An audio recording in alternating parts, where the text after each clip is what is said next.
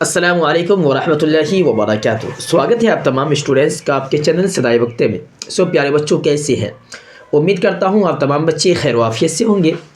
प्यारे बच्चों, देखेंगे आज जो आप लोगों का क्लास होने के लिए जा रहा है ये वस्तानिया परीक्षा वर्ष 2026 उर्दू सब्जेक्ट पार्ट 9 क्लास। और आज का ये क्लास लॉन्ग क्वेश्चन से होने जा रहा है।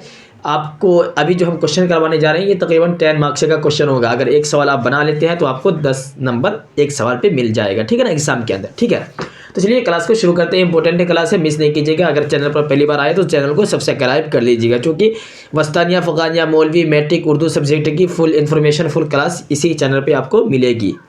चलिए, तो क्वेश्चन नंबर 29 में लिखा हुआ है कि उर्दू ज़बान की पैदाइश के सिलसिला में मौलवी अब्दुल हक ने कौन सा नज़रिया पेश किया। यानी कि मौलवी अब्दुल हक ने उर्दू ज़बान की जो पैदाइश के सिलसिले में कौन सा नज़रिया पेश किया वो आपको बताने के लिए कहा जा रहा है, ठीक है ना। तो जवाब कुछ इस तरीके से लिखा हुआ है यहाँ पर कि उर्दू ज़बान की पैदाइश के सिलसिला में मुसन्निफ़ मौलवी अब्दुल हक का नज़रिया यह है कि उर्दू ज़बान हिंदुस्तान की ज़बान है।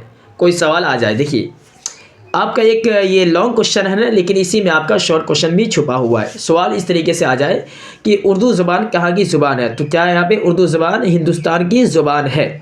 यहाँ आराई और गैर आराई कौम में एक साथ रहती है, कौमें एक साथ रहती है। क्या है? कौम में नहीं, कौमें एक साथ रहती है। मुसलमानों के आने के बाद संस्कृत और प्राकृत के मेल मिलाप से उर्दू ज़बान पैदा हुई। उस ज़ुबान को पहले फ़ौज में मकबूलियत हासिल हुई, फिर शायरों और अदीबों ने इस ज़बान को कबूल किया। शाहजहाँ की सरपरस्ती में इसकी तरक्की हुई। अब ये आ जाए कि उर्दू ज़बान की तरक्की किस बादशाह के दौर में हुई, तो आप क्या कहिएगा? शाहजहाँ जो बादशाह थे उनकी दौर में उर्दू ज़बान की तरक्की हुई, ठीक है ना, साफ साफ लफ्ज़ों में लिखा हुआ है। तो एक ही क्वेश्चन से आपका कई सवाल सारा क्वेश्चन बन सकता है अगर आपका माइंड इस जगह पे रहेगा तो, ठीक है ना। आगे चलिए, आगे देखते हैं। आगे लिखा हुआ कि अंग्रेज़ों के ज़माने में इसको सरकारी ज़बान का दर्जा मिला। अब ये भी सवाल आ सकता है, देखिए उर्दू ज़बान को कब सरकारी ज़बान का दर्जा मिला, उर्दू लैंग्वेज को कब सरकारी ज़बान का लैंग्वेज का दर्जा मिला।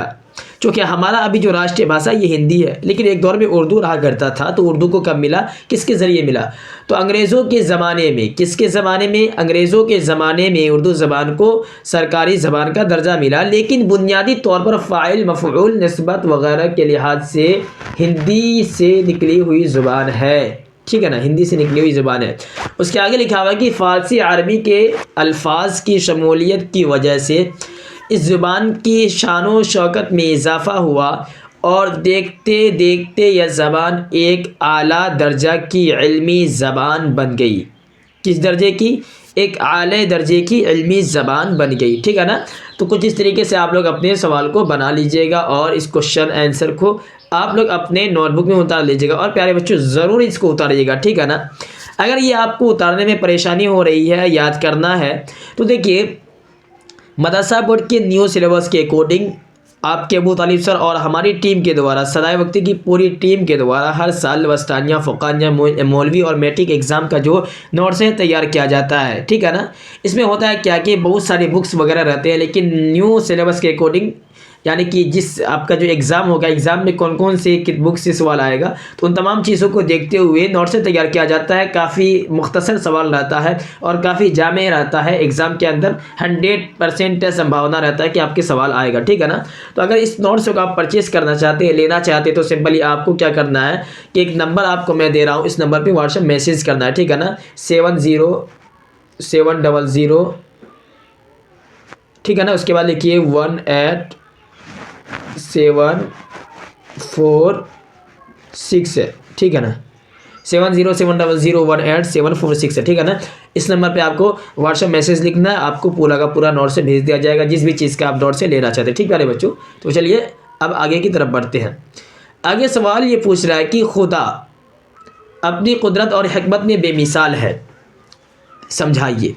खुदा अपनी कुदरत और हिकमत में बेमिसाल है, कैसे है बेमिसाल, इसे आप समझाने के लिए कहा जा रहा है। हालांकि अभी हाल ही में एक डिबेट हुआ था डॉक्टर जावेद साहब का और मुफ्ती शमाइल नदवी साहब का डिबेट हुआ था, ठीक है ना।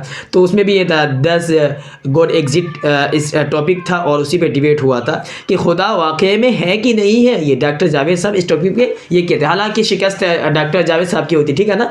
तो यहाँ पे कुछ अलग है, यहाँ पे क्या है कि खुदा अपनी कुदरत और हिकमत में बेमिसाल है, कैसे ये समझाने के लिए कहा जा रहा है, ठीक है ना। तो शायद हमें ये लगता है कि एक छोटे से बच्चे भी डॉक्टर जावेद साहब को जवाब दे देंगे, ठीक है ना। और डॉक्टर जावेद साहब के जैसे जैसे जो भी लोग हैं, जो भी इस तरीके से ख़ुद को बनाने वाले को, इस पूरी कायनात के बनाने वाले पर जो उंगलियां उठाते हैं, तो शायद कि हमारे कौम के छोटे छोटे बच्चे भी उन्हें जवाब दे सकते हैं, ठीक है। चलिए तो हम लोग अपने सवाल की तरफ बढ़ते हैं, उधर उन तमाम बातों को छोड़कर। खुदा ताला ने बेशुमार चीज़ें बनाई है, खुदा ताला ने बेशुमार चीज़ें बनाई है जिसमें उसकी कुदरत और हिकमत पोशीदा नज़र आती है, ठीक है ना। पोशीदा मतलब छुपा हुआ, पोशीदा का क्या मतलब हुआ, छुपा हुआ, ठीक है ना। सरसब्ज़ शादाब ज़मीन का फर्श बनाया है, नीलगो आसमान के शामियाने में आफताब व महताब, आफताब और महताब, ठीक है ना, कि और सितारों के कुमकुमे आवाज़ें किए हैं, फूलों में खुशबू, उसके बाद लिखा हुआ है फलों में मिठास, पानी में रौनाई, परिंदों को परवाज़ और खुशहाली अता की है। हमारे चारों तरफ बेशुमार नादात मौजूद है जिनमें खुदा की कुदरत और हिकमत नज़र आती है। तो इसे भी आप लोग आंसर के तौर पे लिख लीजिएगा, ठीक है ना। आगे देखिए, आगे देखते हैं। फ़िलहाल तो क्लास लंबा हो गया है, चलिए पार्ट 10 में आपको ये तमाम क्वेश्चन करवाएंगे जो बचा हुआ है, ठीक है ना। तो आपसे गुजारिश है कि आज का क्लास आपको करने में कैसा लगा, समझ में आया या नहीं आया, आप लोग अपनी प्रतिक्रिया, अपनी राय ज़रूर दीजिएगा कमेंट सेक्शन के अंदर।